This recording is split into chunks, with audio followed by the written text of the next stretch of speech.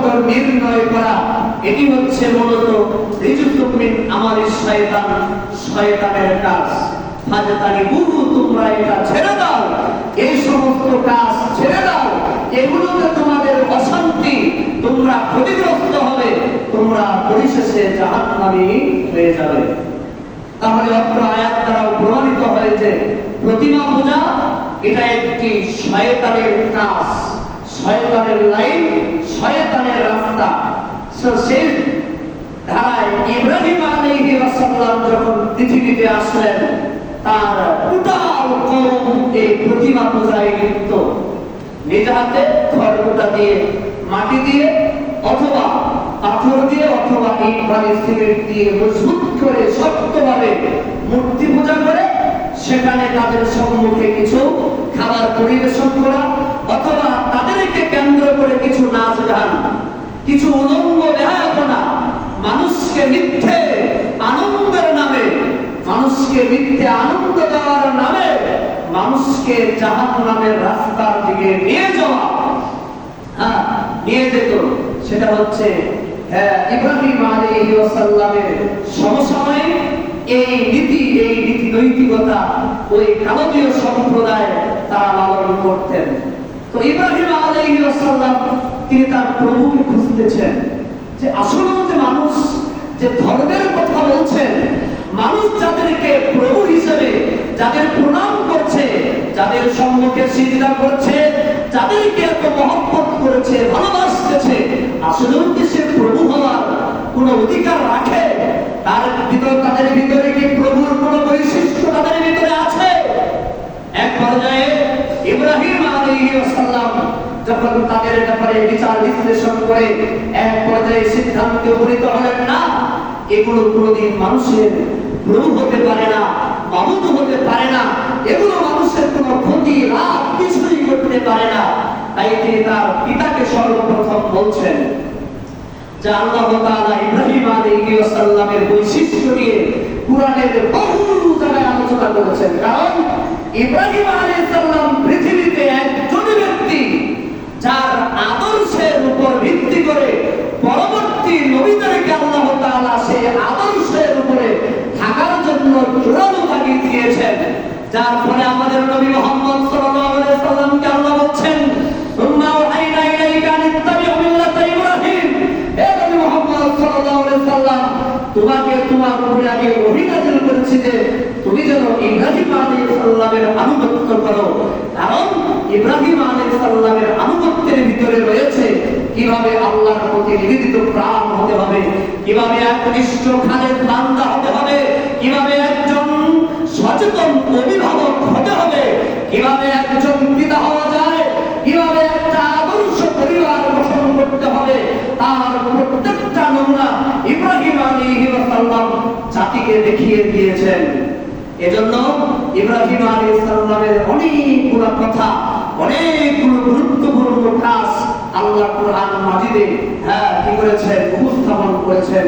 তাই মহান আল্লাহ তাআলা বলেন, ইদজা রাব্বাহু বিকলবিন সালিম, ইব্রাহিম আলাইহিস সালাম তার রবের কাছে তিনি বিশুদ্ধ চিত্তে এসেছিল, পরিষ্কার মন নিয়ে নির্দ্বিধায় ইব্রাহিম আলাইহিস সালাম আল্লাহর বিধান পালন করতে, আল্লাহর বিধান মেনে নিতে তিনি নির্দ্বিধায় প্রস্তুত ছিলেন।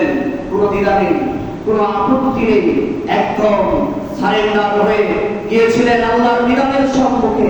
আল্লাহকে বুঝিয়েছিলেন, আল্লাহ তুমি যা বলবে আমি তাই করতে প্রস্তুত।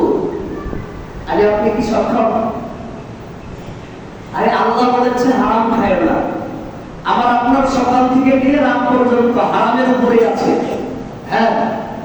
তো ইব্রাহিম আলাইহিস সালামকে আল্লাহ তাআলা এত আদেশ দিচ্ছেন, এত কঠিন পরীক্ষা, সন্তানের গলায় ছুরি চালানো, সেটা ইব্রাহিম আলাইহিস সালাম নির্দ্বিধায় মেনে নিলেন, পালন করলেন।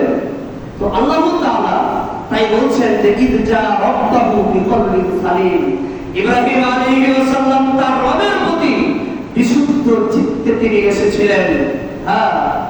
ইদ ক্বালা লিআবিহি ওয়া কওমিহি মাযা তা'বুদুন, ইব্রাহিম আলাইহিস সালাম তার বাবাকে বলছেন, আজর যিনি প্রতিমা নির্মাতা, যিনি প্রতিমা নির্মাণ